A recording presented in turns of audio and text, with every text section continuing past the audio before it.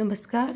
आज का हमारा टॉपिक है सामाजिक परिवर्तन के सिद्धांत, ऑकबर्न, सोरोकिन तथा कार्ल मार्क्स के संदर्भ में। टॉपिक बड़ा होने के कारण इसका पार्ट 1 आज पढ़ाया जा रहा है, पार्ट 2 नेक्स्ट वीडियो में पढ़ाया जाएगा। समाज में सामाजिक परिवर्तन किन कारणों से तथा किन नियमों के अंतर्गत होता है, उसकी गति एवं दिशा क्या होती है, इन प्रश्नों को लेकर प्राचीन समय से ही विद्वान अपने अपने मत व्यक्त करते रहे हैं। प्रारंभ में दार्शनिकों ने सामाजिक परिवर्तन के सिद्धांत प्रस्तुत किए, बाद में समाजशास्त्रियों ने भी अपना योगदान दिया। सामाजिक परिवर्तन की व्याख्या कुछ विद्वानों ने सिद्धांतों के प्रतिपादन द्वारा की है। उनका विश्वास है कि समाज में परिवर्तन इन्हीं नियमों एवं सिद्धांतों के अनुसार होते हैं। 18वीं सदी में फ्रांस में यह मत प्रचलित हुआ कि विचार और चिंतन समाज में परिवर्तन उत्पन्न करते हैं। 19वीं सदी में कॉम्ट हीगल एवं कार्ल मैनहीम जैसे विचारकों ने सामाजिक परिवर्तन में विचारों की भूमिका को बहुत महत्व दिया। सामाजिक परिवर्तन के संदर्भ में उन विद्वानों ने भी सिद्धांत प्रस्तुत किए जो समाज के उद्विकास एवं प्रगति को समझने में रुचि रखते हैं। August Comte, Herbert Spencer, Hobhouse आदि विद्वानों ने कहा कि सामाजिक परिवर्तन एक सीधी रेखा में कुछ निश्चित स्तरों से होकर गुजरता है और प्रत्येक समाज को इन स्तरों से गुजरना होता है। ये स्तर कौन से होंगे, इनके बारे में उनमें मत भिन्नता अवश्य रही है। यह मत बाद में आने वाले समाज वैज्ञानिकों जैसे Morgan, Tyler, Henry man, Westermarck, Hayden आदि ने भी स्वीकार किया और इस आधार पर परिवार, विवाह, धर्म, कला, तर्क एवं संस्कृति में परिवर्तन की उद्विकासीय प्रवृत्ति का उल्लेख किया। उस समय यह धारणा बनी कि परिवर्तन सदैव सरलता से जटिलता, समानता से असमानता तथा बुराई से अच्छाई की ओर होता है। परिवर्तन की उद्विकासीय व्याख्या के विपरीत कुछ विद्वानों ने परिवर्तन की चक्रीय प्रकृति का उल्लेख किया है। स्पेंगलर, टॉयनबी, पेरेटो एवं सोरोकिन ने कहा है कि प्रत्येक समाज में परिवर्तन का एक चक्र चलता है और जहाँ से प्रारंभ होते हैं वहीं फिरकर हम पहुँच जाते हैं। कहने का तात्पर्य है कि परिवर्तन की उद्विकासीय व्याख्या के विपरीत विद्वानों के परिवर्तन की एक चक्रीय व्याख्या का भी उल्लेख किया है। इसमें सोरोकिन, स्पेंगलर, टॉयनबी, पेरेटो इत्यादि ने कहा है कि प्रत्येक समाज में परिवर्तन का एक चक्र चलता है और हम जहाँ से प्रारंभ होते हैं घूम फिरकर वहीं पहुँच जाते हैं। इस प्रकार प्रत्येक समाज का उत्थान और पतन होता है। परिवर्तन की उद्विकासीय एवं चक्रीय व्याख्या के बाद कुछ विद्वानों ने किसी एक ही कारक को परिवर्तन के लिए उत्तरदायी ठहराकर परिवर्तन की निर्धारणवादी व्याख्या प्रस्तुत की। मार्क्स तथा टी वेबलिन ने प्रौद्योगिकी एवं आर्थिक कारकों को, ऑकबर्न ने संस्कृति को, मैक्स वेबर ने धर्म को तथा मोल्थस ने जनसंख्यात्मक कारकों को सामाजिक परिवर्तन के लिए उत्तरदायी माना।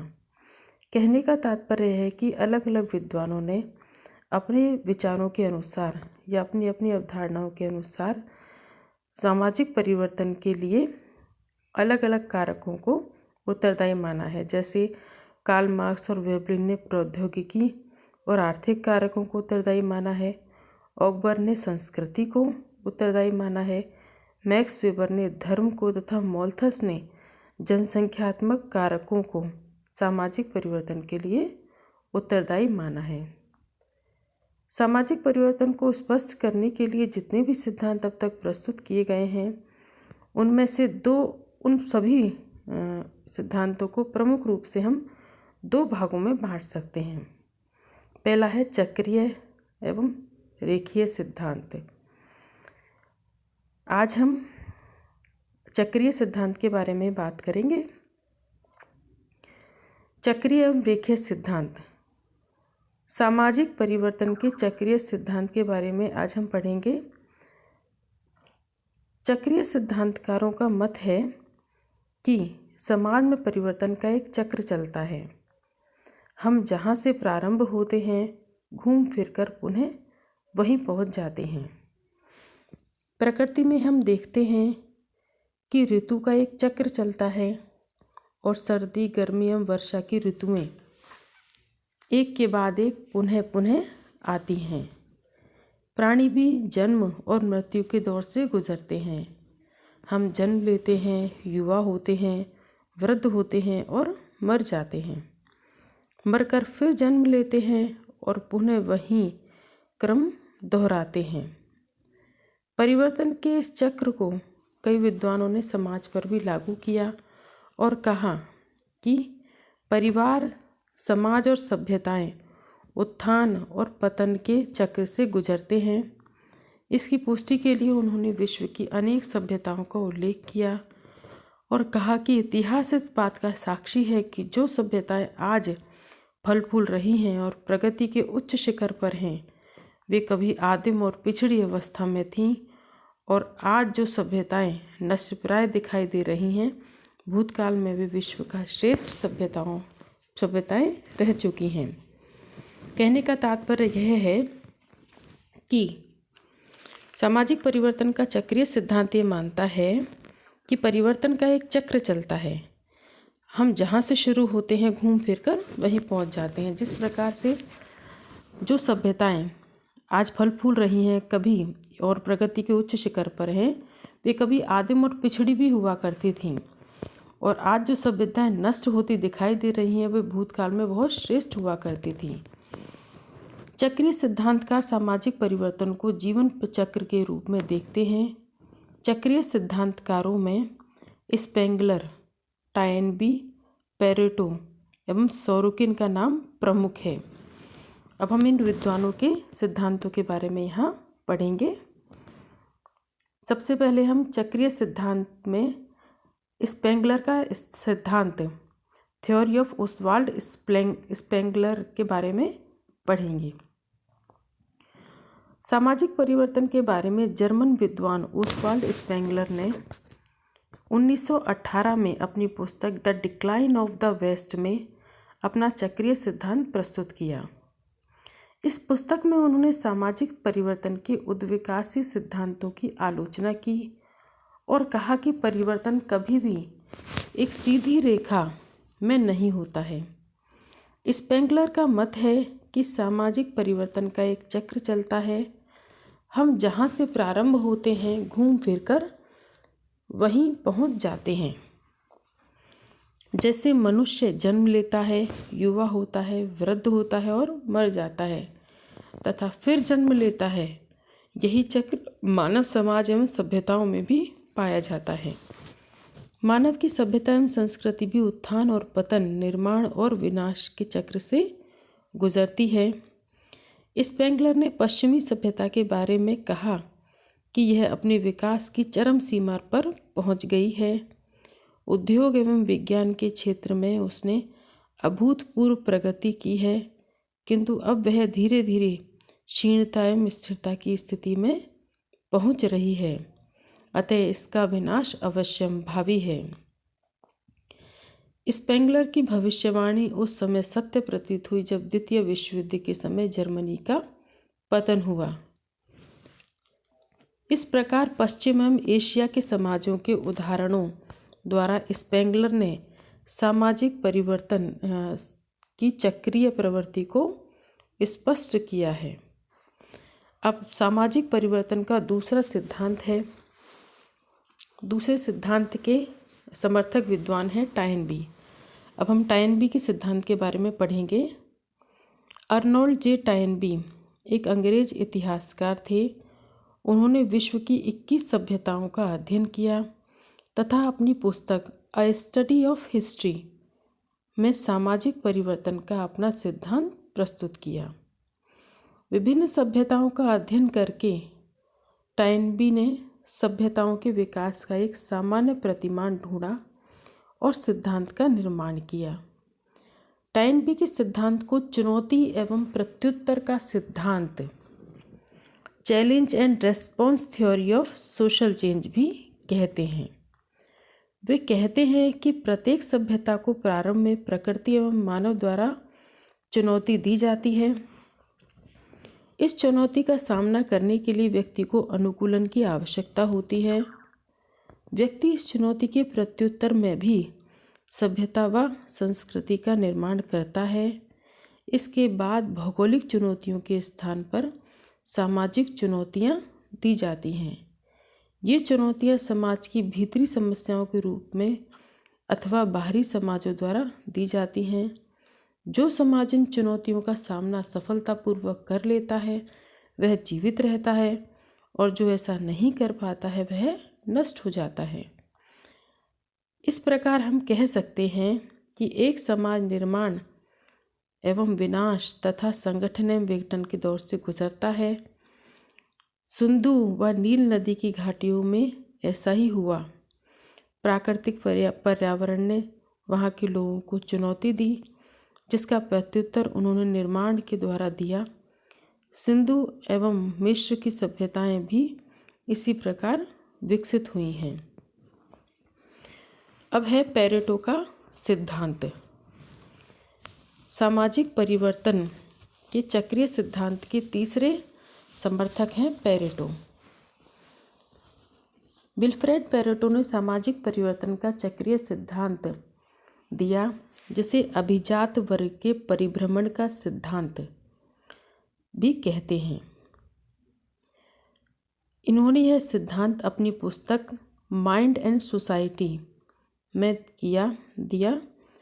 उन्होंने सामाजिक परिवर्तन को वर्ग व्यवस्था में होने वाले चक्रीय परिवर्तनों के आधार पर समझाया है।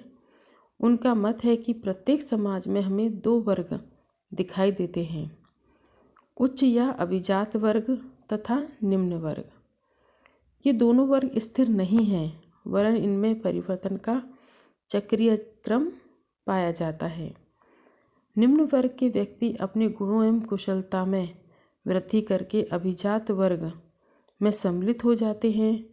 अभिजात वर्ग के लोगों की कुशलता एवं योग्यता में धीरे धीरे ह्रास होने लगता है और वे अपने गुणों को खो देते हैं तथा भ्रष्ट हो जाते हैं।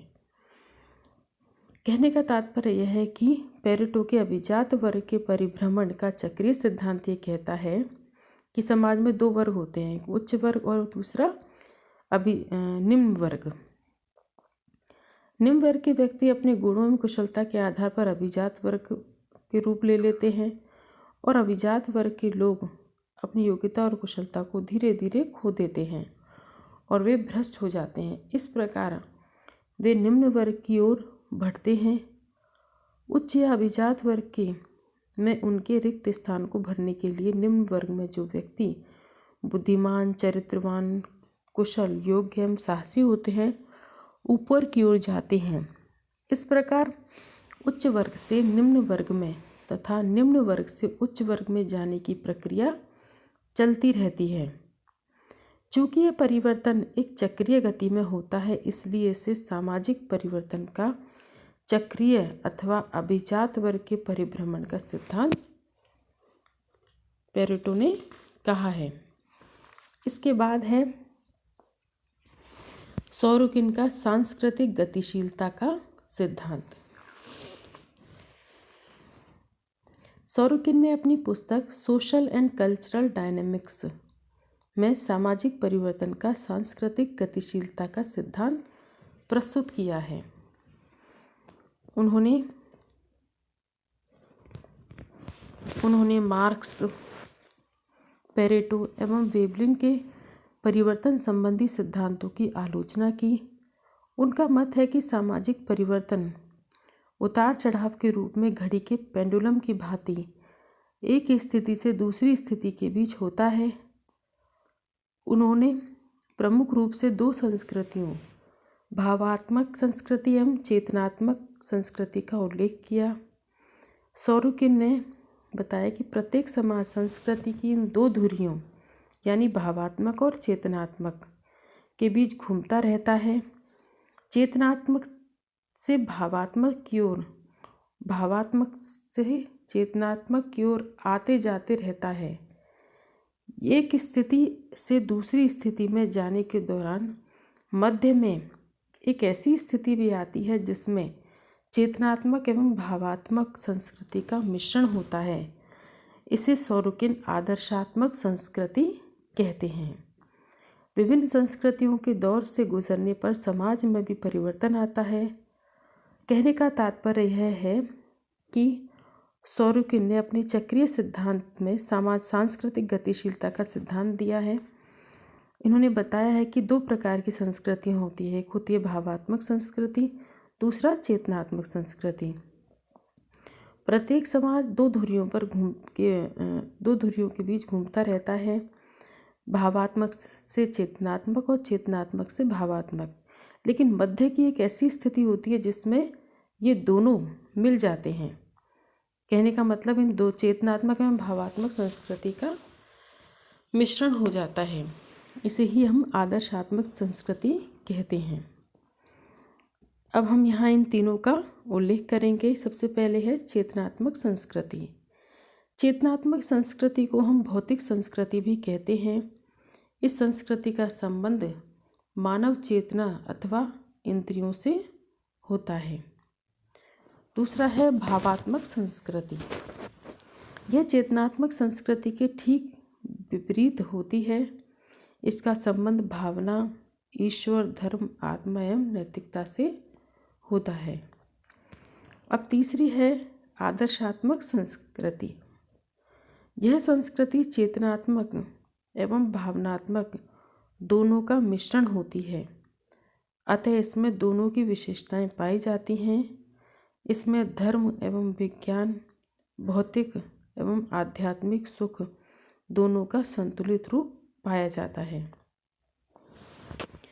कहने का तात्पर्य है कि संस्कृति में यह परिवर्तन क्यों होता है, इसका कारण सोरोकिन ने प्राकृतिक नियम संस्कृति के आंतरिक कारण मानने हैं। सोरोकिन ने कहा कि 20वीं सदी की पश्चिमी सभ्यता चेतनात्मक संस्कृति की चरम सीमा पर पहुंच गई है। अब वह पुनः भावात्मक संस्कृति की ओर लौट जाएगी। चूँकि संस्कृति का समाज से घनिष्ठ संबंध है, अतः जब संस्कृति में परिवर्तन होता है तो समाज में भी परिवर्तन होता है। यही हमारा सामाजिक परिवर्तन का चक्रीय सिद्धांत समाप्त होता है। उम्मीद है ये टॉपिक आपको समझ में आया होगा। इसका नेक्स्ट भाग पार्ट 2 के रूप में हम नेक्स्ट वीडियो में पढ़ेंगे। धन्यवाद।